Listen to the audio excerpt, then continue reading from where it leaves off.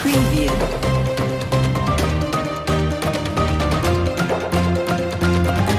Preview. 네, 최근의 부동산 향방과 트렌드를 알아보는 부동산 이슈 브리핑 시간입니다. 네, 오늘도 우리 부동산 이슈 브리핑의 히어로 우리 이진호 대표님 모시겠습니다. 안녕하십니까, 대표님. 네, 반갑습니다. 자, 5월의 첫 주인데요. 네. 대표님 지금 뭐 보복 소비로 인해서 굉장히 바쁜 또 가정의 달 5월입니다. 네네. 네, 이번 한 주는 또 어떤 이슈 브리핑이 준비가 되어 있나요? 네, 일단 풀리고 나서 소비가 좀 늘어날 것으로 좀 예상은 되고 또 최근에 또 한 주 동안 뭐 어린이날, 어버이날 이제 겹쳐서 많은 분들이 이제 밖에 나다니시면서 여러 가지 소비들이 일어나는 건 사실인데 자, 이 사이에 금리가 좀 많이 부담이 되는 그런 부분들이 있었고 물가 상승률이 실제 나가서 소비를 해보다 보니까 생각보다 많이 올라와 있다. 이런 부담들이 많이 산재해 있습니다. 그런 뉴스들이 같이 나와 있으면서 자, 이런 것들이 경제에 좀 부담이 되지 않을까 이런 뉴스들이 심심찮게 나오고 있는데요. 인플레이션과 더불어서 스태그플레이션까지 염려되는 그런 뉴스들이 좀 많이 한 주 동안 많이 좌우됐습니다. 네, 인플레이션과 보복 소비로 인해서 또 바쁜 한 주가 또 시작이 됐습니다. 하나씩 살펴보면서 말씀 들어보도록 하겠습니다. 네, 먼저 첫 번째 이슈 브리핑부터 살펴보도록 하겠습니다. 인플레이션 경고 물렸다. 4월 소비자 물가 상승률 4%대 전망이라고 되어 있는데 네. 자, 지난 이슈 브리핑에서 기대 인플레이션이 3%를 넘는다는 얘기가 있었는데 그렇죠. 4% 상승률이면 갈수록 높아지는 거네요. 그렇습니다. 실제 이제 입증된 통계로 잡힌 뭐 물가 상승률이 정확하게 나왔다는 데 더 의미가 있고요. 그만큼 코로나 이후에 그 보복 소비가 늘어나는 것 더해서 이미 앞서 물가가 많이 올라와 있는 상태이기 때문에 체감적으로는 훨씬 더 뭐 우리가 장바구니 물가라고 하잖아요. 10,000원 들고 나가서 또 10만 원 들고 나가서 쓸 수 있는 것들이 많이 없어진 거를 이제 직접 소비를 해보니까 더 느낄 수 있게 되는 거죠. 네. 자, 근데 이런 상황에서 한국은행이 금리 인상 카드를 꺼내든다고 하는데 네. 자, 물가 안정과 금리 인상은 어떤 상관관계가 있을까요? 기본적으로 한국은행은 통화 정책을 통해서 금리를 움직이는 이 통화 정책을 통해서 시장 경제를 안정시키는 역할을 해왔는데 가장 중요한 건 물가가 많이 올라간다고 했을 때 금리를 들어 올림으로 인해서 폭발적으로 수요가 늘어나는 것들을 줄일 수 있는 부분이 있거든요. 인플레이션은 수요 인플레이션이 기본이라서 너무 많은 수요들 때문에 가격이 천정부지로 오를 때 더 이상 수요가 늘지 않게끔 비용을 증가시키는 방식 이런 방식으로 수요를 잠재우는 것들이 바로 통화 정책을 통해서 할 수 있는 부분들인데 아마 지금 이제 코로나 때문에 풀렸던 자금들 또 코로나 이후에 전체 거리두기가 풀리면서 한꺼번에 동시에 나오는 그 소비들 네네. 하지만 여전히 공급이 좀 부족한 상태 여러 가지 공급이 부족한 상태로 물가 자체가 그로 인해서 더 두세 배 뛰어오르는 것들을 더 지켜보기에는 좀 위험하다라고 판단하는 것 같고요. 경기가 오히려 더 성장이 잘 나와서 소득이 더 많이 된다면 크게 위험성이 없을 수 있습니다. 벌어들이는 것은 별로 없는데 지출되는 비용에 대한 어떤 원자재 값들 이런 것들이 많이 올라가다 보니까 이 부분들을 누르지 않으면 이제는 양극 격차가 너무 심하게 벌어질 가능성이 높아졌다. 네. 물가를 누르기 위해 통화 정책을 쓸 수 있는 가장 좋은 카드가 바로 금리 인상인데 이제 이걸 연속적으로 가져갈 거냐 텀을 보고 가져갈 거냐 이 부분에서 최근에 한번 올리고 이렇게 지금 새로 부임한 하는 총재가 부임 전에 직전에 한번 올렸단 말이죠. 네네. 근데 미국이 좀 많이 올리고 있는 상태고 앞으로 올릴 거라는 얘기가 나오니까 선제적인 조치 차원에서도 좀 빠르게 가야 되지 않겠느냐 이런 얘기들이 나오고 있습니다. 네. 자, 근데 이게 인플레이션이 이렇게 올라가고 있음에도 불구하고 지금 뭐 보복 소비다 뭐다 해서 그동안 코로나19로 인해서 그 지출하지 못했던 네. 또 가보지 못했던 여행이나 소비들을 지금 하느라고 또 정신들이 없는 한때인데요. 네네. 자, 이게 어떤 영향을 미칠지도 굉장히 좀 궁금하거든요. 그렇습니다. 일단은 미국의 예를 들어본다면 미국은 소비로 지탱되는 그런 나라이기 때문에 미국이 경제가 발전하려면 많은 소비가 일어나야 되고요. 그 소비를 받쳐주기 위해서는 제공되는 제품들이 저가라든가 어느 정도 가격대가 좀 낮아져서 모든 국민들이 이용할 수 있는 그런 소비들이 활발하게 일어나야 됩니다. 자, 이런 게 맞았을 때는 소비로 인해서 경제가 살아나는 게 맞는데 우리나라처럼 수출 위주의 국가들, 특히나 내수가 부족한 국가들은 보복 소비처럼 소비가 살아나도 내수가 탄탄하지 못하기 때문에 공급이 받쳐주기가 좀 어렵다는 부분이죠. 그러다 보면 고가 상품들 위주로만 어떤 소비들이 일어나기 때문에 이 소비로 인해서 경제가 돌아가는 어떤 이 사이클이 한쪽으로만 편중될 수 있다라는 거예요. 결국은 있는 사람들만 쓰고 그렇지 못하는 사람들은 소득도 없는데 보복 소비까지 해야 되다 보니까 시중에 갖고 있는 돈이 적어질 수밖에 없고 그러면 기존에 빚으로 버텨왔던 그 경제에서도 굉장히 심각한 타격을 줄 수 있다라는 거죠. 결국은 전체적으로 다 잘 살고 못 살고의 문제가 아니라 일부분에 돈이 몰리거나 어떤 부분들은 또 동맥경화가 또 일어나는 동맥경화가 일어나는 이런 부분이 생긴다면 계층 간의 분화도 심해질 뿐더러 소비가 한쪽으로 몰리기 때문에 오히려 경기가 더 불안해지는 역할들을 갖고 올 수 있다. 자, 그런 부분이 지금의 인플레이션을 두고 볼 수는 없는 그런 상태고요. 또 이제 경기가 지금 뭐 이렇게 흘러가긴 하지만 정권이 바뀌는 시기고 새롭게 시장이 지금 코로나 이후로 바뀌는 상황이기 때문에 여기서 첫 스텝을 잘못 내드리면 앞으로 이 불황이 계속 유지될 수가 있다. 이런 부분들 때문에 성장이 확실히 나오지 않는 상태라면 지금 상황에서는 이 폭발되고 있는 수요를 좀 누를 필요가 있다. 이렇게 보완적으로 판단하는 것 같습니다. 자칫 잘못하면 불황이 좀 길어질 수도 있다. 그렇죠. 이런 말씀이시네요. 맞습니다. 네네. 네. 자, 이런 금리 상승기에는 또 자기 자본, 다시 말해서 또 현금을 확보하는 게 안전하다는 또 의견들이 많은데 네. 자, 이렇게 되면 투자 시장 위축으로 인해서 부동산 시장도 좀 불안이 되고 가격이 또 더 떨어지는 건 아닌지 궁금하거든요. 일단 뭐 상식적으로는 그렇게 볼 수가 있습니다. 그래서 돈의 가치가 떨어지기도 하지만 전체적으로 불황이 오기 때문에 고가 상품 중에 하나인 주택을 구입하는 것보다 그 돈으로 현실을 유지하는 게 더 나을 수 있어서 네네. 오히려 구매력이 떨어질 수 있는 가능성이 있거든요. 자, 그런데 우리가 앞서 여러 가지 얘기했지만 지금의 인플레이션이 꼭 수요로만 촉발됐다고 보기는 어렵기 때문에 공급 측면에서 본다, 공급 사이드 측면에서 본다면 실제 주택 같은 경우는 다른 어떤 제품들에 비해서 상대적으로 좋은 질 좋은 물건들이 공급이 아직도 안 되고 있다는 거죠. 자, 양극화를 우리가 인정하고 본다고 하더라도 자본이 많은 쪽에서도 물건을 구하기가 좀 어려운 상태가 지속된다면 사실 보복 소비 때는 그 소비가 더 더블로 나올 수가 있다라는 거예요. 우리 하반기로 갈수록 전문가들이 부동산 값이 좀 오를 것이다라고 예측하는 부분들은 사실 전체적인 일반적인 인플레이션보다 공급 쪽의 측면에 좀 더 적체가 많다 보니까 그런 부분들에 따르면 실제는 이제 우리나라처럼 돈의 자본의 가치로 좀 더 현금화가 좀 쉽게 될 수 있는 아파트로 대표되는 그런 상품들은 사실은 어떻게 보면 환금성 문제 때문이라도 돈으로 같이 취급받는 그런 입장이기 때문에 현금으로 몽땅 갖고 있든지 아니면 금방 현금화할 수 있는 물건을 대체해 놓다든지 이런 면에서는 수요가 충분히 그쪽도 몰릴 수 있다. 그렇게 본다면 오히려 부동산 쪽에서는 특이하게 외부 지역이라든가 지방의 어떤 모르는 지역 외에 핵심적인 지역에서는 더 좋은 소비가 몰릴 수 있어서 가격의 상승 무드가 좀 나온다. 다만 그 부분이 전반적인 대세 상승은 아니고 일부 특수 지역에서 확실히 좋은 것들에 대한 상승들은 나타날 것이다. 이렇게 판단할 수 있겠습니다. 아무래도 그 돈이나 화폐 가치의 수단이 조금 달라질 수도 있겠네요. 그렇죠. 네. 네, 계속해서 두 번째 이슈 브리핑 살펴보도록 하겠습니다. 은행 이자보다 월세, 전세 대출금리 내려도 여전히 부담이라고 되어 있는데 네. 자, 전세 대출금리 때문에 월세를 찾고 계시는 분들이 굉장히 많은데 네. 자, 이제 7, 8월에 전세 대란을 또 예고하고 있거든요. 그렇죠. 자, 이 시국에 아무래도 가장 큰 건 임대차 3법 때문이겠죠? 맞습니다. 이제 어쨌든 어떤 법이든 간에 한번 시행이 됐을 때 그 부작용은 그 시행이 끝나는 때쯤에 다시 오게 마련이거든요.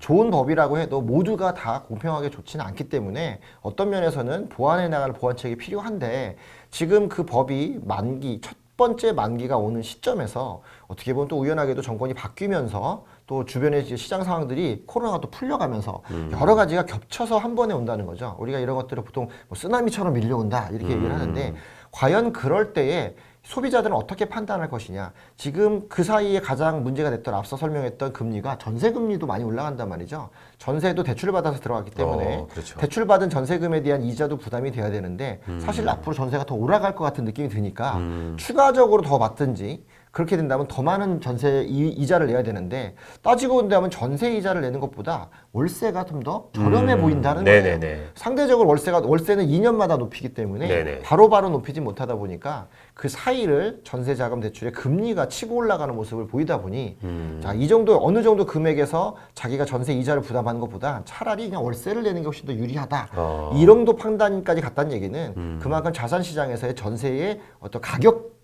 부담선도 굉장히 올라갔다는 거고 그로 인한 대출 금리도 두세 배까지 올라가게 되다 보니까 이제 그런 차이가 눈에 띄게 나타났다. 이런 현상으로 좀 보겠습니다. 그 세입자들 입장에서는 그 월세가 전세보다 더 나을 수가 있는데 그렇죠. 이게 집주인 입장에서도 그런가요? 집주인 입장에서는 사실은 목돈을 가지고 움직이는 게 훨씬 더 좋을 수 있죠. 그렇기 때문에 전세 선호도가 더 많은 건데 자, 지금 시기에서 집주인이나 뭐 임차인이나 사실은 가장 어려운 건 경기가 저성장 기조로 접어들면서 실제 소득이 많이 안 붙는다는 거예요. 그러면 임대인 입장에서는 목돈을 갖고 은행에 넣어놓는 것보다 월세 수입이 나올 수 있다고 한다면 사실은 어떻게 보면 수입을 꾸준히 가져가는 게 유리할 수 있습니다. 그 이야기는 임대인 입장에서의 수입은 월세 수입이 잡힐 수 있는 건데 이 월세 수입을 꼭 잡아줘야만 되는 이유가 바로 DSR 때문인 거죠. 자기도 빚이 있을 텐데 자기도 그 빚을 갚으려면 자기가 소득이 있다는 걸 증명을 해야 되는데 임대인 입장에서의 소득은 바로 임대소득이거든요. 임대소득을 늘려야만 그로 인한 더 많은 대출금리, 대출에 대한 이자를 확보할 수 있거나 대출에 대한 어떤 좋은 점을 확보할 수가 있는데 자 그렇다 보니까 그런 니즈가 임대인과 임차인이 같이 맞닥뜨려졌다. 이게 맞부딪히다 보니까 그래? 그러면 월세로 괜찮겠네? 이런 방식으로도 간다는 거죠. 목돈이 있었을 때 좋은 거는 그만큼 화랑장일 때가 좋죠. 목돈을 넣었을 때 그만큼 레버리지가 올라가야 되니까.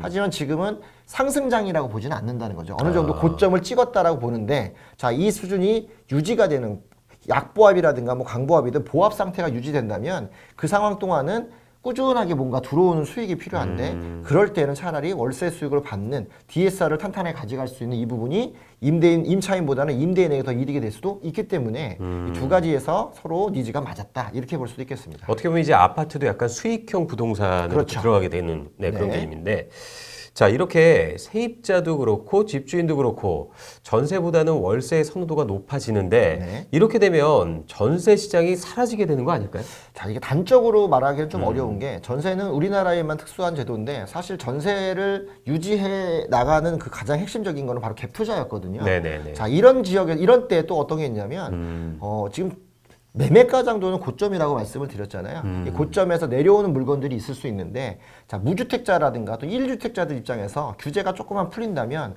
항상 우리가 학습 효과라는 게 있어서 이런 시대에 때 자산을 늘리는 방식은 결국은 버티는 거다. 버티는 거다. 네. 버티면서 어느 데가는 또 부동산이 또 올라줄 수 있다. 이런 믿음들이 기대 심리가 지금 살아있기 때문에 그렇다면 물건을 갖고 있는 게 유리할 수 있다고 판단하고 자 물건을 갖고는 싶은데 비용은 줄이고 싶다라면 사실은 비용이 안 나가는 타인 자본 즉 전세를 끼고 매물을 살 수밖에 없는 갭 투자를 바라볼 수밖에 없다라는 거죠. 자, 일정 지역의 호재가 잘 맞으면 갭 투자를 통해서 자산을 증식할 수가 있는데 지금 이런 시기에 만약에 전세가 사라질 것 같다 오히려 일정 수준의 지역에서는 전세를 더 활용해서 오히려 경기가 어려워서 급매로 떨어지는 물건들에 대한 전세를 활용해서 오히려 더 앞서 나가려는 그런 투자자들도 나올 수 있다. 그래서 사실 매매와 전세와 월세 또 매매 이 전세라는 제도가 살아있는 한 이런 묘한 구조들이 반복적으로 시소처럼 나타날 수 있다라는 거죠. 소비자들은 그런 부분 때문에 꼭 없어진다, 뭐 화랑된다 이것보다 지금은 무엇을 활용할 땐가 이것을 좀 더 초점을 맞추시면 오히려 불황에서도 더 자산을 늘릴 수 있는 방법이 있다. 부동산에 특히 더 있다. 이렇게 좀 판단할 수 있겠습니다. 그럼 이게 투자자들의 입장에서는 어떻게 보면 선택지가 좀 더 넓어지게 되는 그렇죠. 그런 효과가 조금만 더 있겠네요. 공부가 좀 됐거나 저희처럼 저희 방송들을 많이 보고 많이 같이 공감했던 분들은 지금이 또 이렇게 넘어갈 수 있는 다른 방식으로 넘어갈 수 있는 시그널이 나오는 게 아닌가 이렇게 또 판단해 보면 좋을 것 같습니다. 네. 자, 이게 또 금리가 높아지면 집을 살 사람이 없어서 집값을 내릴 거라고 또 예측하는 의견들이 또 많은데 네. 자, 아이러니하게도 또 금리가 이게 전세에도 또 영향을 미쳐서 그 전세값이 높아지면 또 이게 전세값이 집값을 받쳐주는 역할이 되는 게 아닌가 싶은데 이렇게 되면 서민들만 더 힘들어지는 거 아닌가요? 그렇죠. 통상은 우리가 이제 전세값이 올라서 매매값 밀어 올린다 이렇게 얘기를 하는데 자 이런 경우는 대세 상승기 때 충분히 나타날 수 있습니다. 다만 지금은 앞서서 많이 올라왔던 매매 가격의 고점 부분이라는 인식들이 좀 많이 있기 때문에 당분간 급등하는 정도로 전세값이 올라간다고 하더라도 매매값을 급하게 밀어 올리기는 조금 어렵지 않느냐. 다만 매매로 넘어가는 지역들에서는 전세와 매매 차이가 크지 않고 하반기 때 가격이 오를 거다라는 이런 인식들이 되는 일부 지역에서는 차라리 매매로 돌아서는 게 더 낫지 않을까 이렇게 해서 매매 수요가 더 나올 수 있는데 이럴 때 신규 공급이 있으면 상쇄시킬 수 있거든요. 지금은 신규 공급이 이번 달만 5월 달만 해도 서울 지역에서는 신규 물량이 도봉동에 나오는 89세대 물건 하나밖에 없어요. 그렇다 보니까 공급이 거의 없는 상황에서는 사실은 이렇게 밀어 올리는 효과가 나올 수도 있다. 이렇게 볼 수 있겠죠. 다만 이런 겁니다. 모든 것이 다 그렇게 다 맞아떨어진다기보다 시장이 지금 디테일하게 움직이기 때문에 큰 국지보다는 호재가 있는 지역들 위주로 좀 디테일하게 물건들을 살펴보시고 이럴 때일수록 전세가 대비 매매가율 이런 것들을 어떻게 구성되어 있는지 프롭테크를 통해서 좀 더 면밀하게 지역을 분석해 놓는 것이 더 유리하다 이렇게 보겠습니다. 네. 자, 이 임대차 3법이 이제 어쨌든 폐지는 힘들 것 같고 네. 개선될 전망인데 이게 어느 정도 선에서 개선이 될까요? 지금 상황에서는 네. 이제 한번 정해놓던 그 법의 끝을 아직 보진 못했거든요. 그리고 실제 전월세 신고제 같은 경우는 최근에 좀 더 연장해야 된다, 연장해서 좀 두고 봐야 된다 이렇게까지 나오고 뭐 전부 다 나쁜 것만 있는 게 아니라 시장에 대한 순기능도 분명히 있다라는 게 입증이 됐단 말이죠. 자, 그렇기 때문에 폐지로 가기에는 좀 시간이 많이 걸릴 것 같고요. 그 임대차 3법 법 하나하나에 대한 순기능과 역기능을 좀 따져서 아마도 정기국회가 나오는 이제 뭐 9월달 그 안에는 한 번쯤 논의가 되면서 세세하게 한번 체크를 해볼 것 같은데 어쨌든 그래도 한 바퀴 지나가는 7, 8월 달은 넘어가야만 가능하지 않을까. 그때 정말 어떤 큰 문제점이 드러난다. 그것이 새로운 정부의 부담이 된다고 한다면 부담되는 선 안에서 조정 작업이 있을 것 같습니다. 그래서 아마도 어떻게 바뀌든 간에 사실 지금 상황에서는 임대인 쪽이 좀 더 유리한 쪽으로 협의가 되지 않을까 생각하는 게 워낙에 임차인의 강한 법이고 무조건적인 연장이 있었기 때문에 조건부 연장이라든가 새로운 타협안들이 나올 수 있는 그런 법안으로 올라가지 않을까 그렇게 판단해 봅니다. 네, 계속해서 세 번째 이슈 브리핑 살펴보도록 하겠습니다. 지방 중소도시는 여전히 불안, 전세가율 80% 육박이라고 되어 있는데 자, 수도권은 전세가율이 떨어진 데 비해서 지방 중소도시는 전세가가 80%를 넘나드는 이유가 뭘까요? 자, 이렇게 보시면 되죠. 네. 수요가 몰리는 측면에서 수도권 쪽은 지금 고점이 좀 많이 있다고 보고 또 하나는 이제 전세가 바뀌는 시기이기 때문에 많이 올린단 말이죠. 그게 예상이 되다 보니까 조금 더 빠르게 전세를 가져가려는 모습 때문에 전세가 소진되면서 빠르게 전세를 놓으려는 급전세 같은 경우는 가격을 조금 낮추기도 합니다. 그런데 지방 같은 경우는 지금 분위기 상승이 수도권 쪽에만 몰려 있다 보니까 지방이 고점 상황인 이 상황에서도 가격이 오를까 네. 또는 양도세 완화에 대한 매물이 출하된 상태이기 때문에 전세가보다 오히려 금매가가 거의 전세가까지도 내려오는 경우들도 지역별로 있단 말이죠. 그러다 보니까 물건을 직접 매입하는 게 큰 의미가 없다.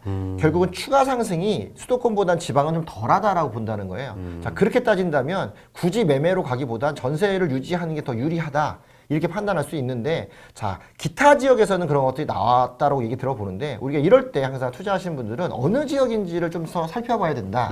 또 어느 만큼의 전세가율을 가져가느냐 이 정도를 좀 살펴봐서 비교하는 게 투자 가치가 좋을 수 있습니다. 앞서 설명드린 것처럼 이런 지역에서 호재가 아직 남아있거나 최근에 이제 지방선거를 통해서 지역 발전이 좀 더 집중 조명되는 지역에서는 오히려 갭 투자가 훨씬 더 유리할 수 있는 그런 현상이 나오기 때문에 이걸 무조건 지방이 전세가가 올랐다 이거보다는 지방에서도 알짜 물건들을 무피 투자로 할 수 있는 그런 현상들이 곧 나오겠구나. 이렇게 역으로 좀 해석하는 게 투자자로서 접근하기 좋은 방식입니다. 네, 이 지방 중소도시 중에서도 어디가 그렇게 높은가요? 최근에 지금 보면 뭐 이제 전체적인 그 퍼센테이지에서는 전라도 쪽, 전북이나 이런 쪽에서 전세가율 전체가 높다고 나오는데 지금 기사에서 다 나온 것처럼 실제 여주 이천 같은 경우들이 경기도 여주가 84%로 전세가 대비 매매가 대비 전세가율이 나왔어요.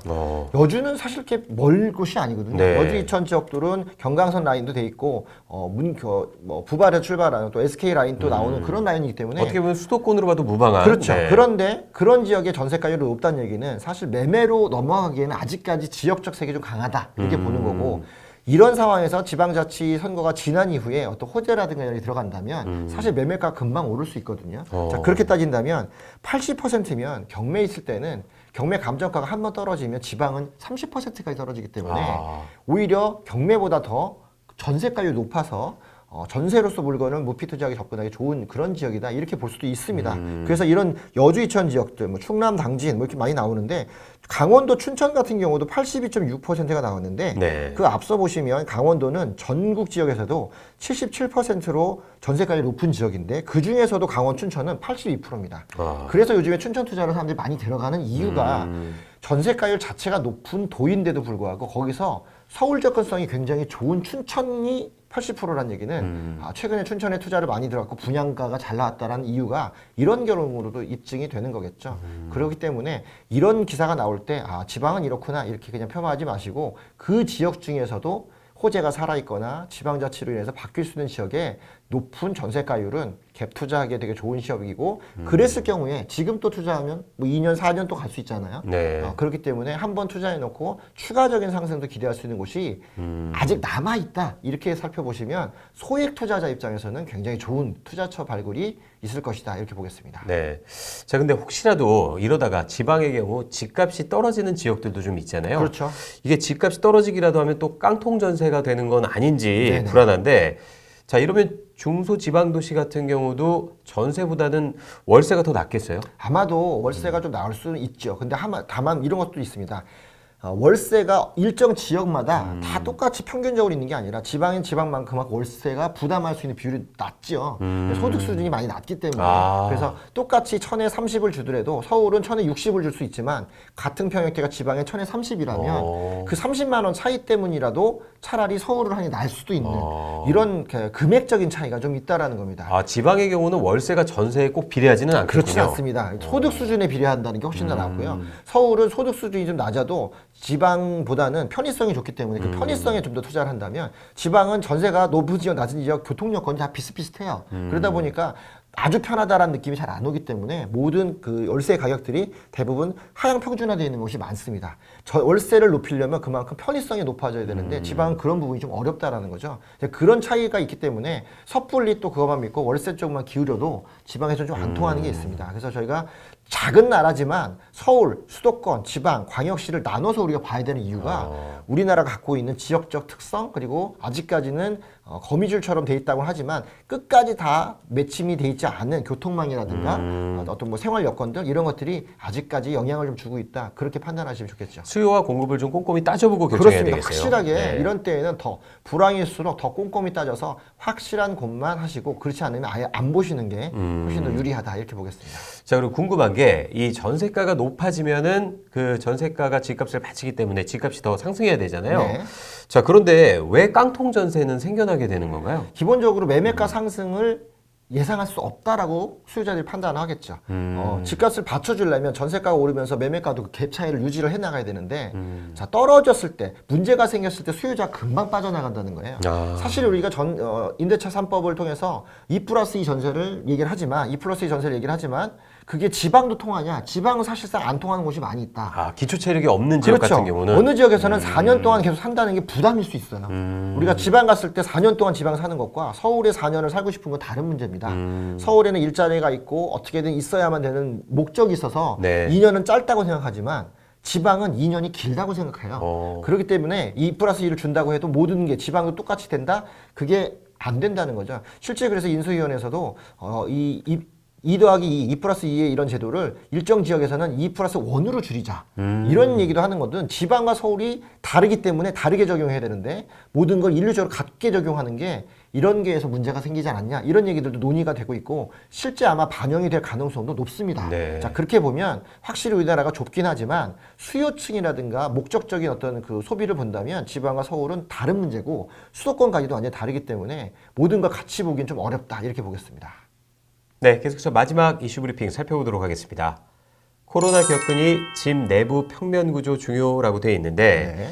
자, 이 내부 평면 구조가 중요하다는 건 이제 집의 기능이 단순히 쉬고 자고 먹고의 수준을 넘어서 그 공간 이상의 의미를 갖는다는 것을 뜻하는 거잖아요. 그렇죠. 네. 실제 지금 직방조사로 이제 볼 수 있는 건데 일단은 코로나 기간 중에 집에 대한 변화를 생각해 본 적이 있다 하시는 분들이 훨씬 늘어났고 그 변화 중에서도 가장 많이 보는 게 내부의 구조를 좀 넓게 쓰고 싶은 그런 마음들이 나타났다는 건데 자, 이 부분을 단순히 집이 좀 넓은 걸 좋아하나 보다 이렇게 보시지 말고 넓은 집이 있느냐를 보셔야 되는 거죠. 넓은 집이 지금 신규 공급도 없는데 네. 기존 집에서 넓은 걸 찾으려면 평수가 큰 쪽으로 가야 되는데 실제 평수가 큰 쪽은 잘 나오지 않고 있다는 거예요. 최근에 좀 독특한 것들은 평수 큰 아파트를 구하기가 어려우니 평수 큰 빌라를 구하는 사람들이 좀 늘어나기도 했습니다. 원래는 단층짜리 빌라들이 많았는데 최근에 신축되는 빌라들은 복층짜리, 복층을 그냥 다락 쓰는 게 아니라 1, 2층을 한꺼번에 써서 분양하는 그런 다세대들도 많이 나오고 있다는 거죠. 그 얘기는 그만큼 평면에 대한 구조를 조금 더 삶의 질적으로 보고 있다 이런 부분인 거고 자 그러다 보니까 마치 집을 두 채를 사야 되는 역할을 한 채 기능으로 간다 이렇게 보기 때문에 그런 쪽에서 사람들이 이제 심리적인 저항이 좀 덜해졌다라는 거죠. 자, 이 부분들이 젊은 세대에서도 나오겠고 그만큼 내부 평면 구조에 잘 해놓는 집들은 조금 더 비싸도 가치 있게 소비한다는 쪽으로 넘어가고 있다는 게 좀 특징적인 그런 상태입니다. 네. 이 코로나로 인해서 그 배달업계뿐만이 아니라 인테리어 회사들도 큰 호황을 누리겠어요? 맞습니다. 이제 공간을 좀 넓게 보이는 방식에 우리가 보통 보면 들어갈 때 유리를 달면 넓어 보이는 거죠. 이렇게 반사돼서 비치거나 또 밖에 못 나가다 보니까 창문 쪽이나 벽 쪽에다 빈 벽 쪽에다 바다 사진이라든가 또는 무슨 뭐 이렇게 벽 월을 만들 때도 뭐 배경을 바다 배경을 만든다는 이런 게 많이 나온다는 거죠. 자, 이런 것들은 사람들이 내부에서 손을 대서 자기 삶을 좀 더 윤택하게 만들려는 인테리어 업계의 어떤 요구도 많이 있다라는 거고 그런 것들이 지금 반영되고 있기 때문에 오히려 인테리어 업계는 지금도 호황이다 그렇게 얘기를 하고 있는데 자 인테리어는 또 인건비가 많이 들어가는 그런 업종이거든요. 직접 시공을 다 해야 되니까. 그런데 자기가 직접 시공하시는 분들도 계신단 말이에요. 이분들의 인식들이 점점 넓어지다 보니까 야 이렇게 인테리어를 막 하는 것보다 차라리 처음부터 넓은 데가 더 좋지 않겠느냐 이렇게 보기도 하고 오히려 가구 수는 줄이되 공간은 더 넓게 쓰되 공간 안에서도 쓸모 있는 공간을 쓰기 시작하더라. 방이 여러 개 있으면 여러 개를 다른 용도로도 쓰기도 하고요.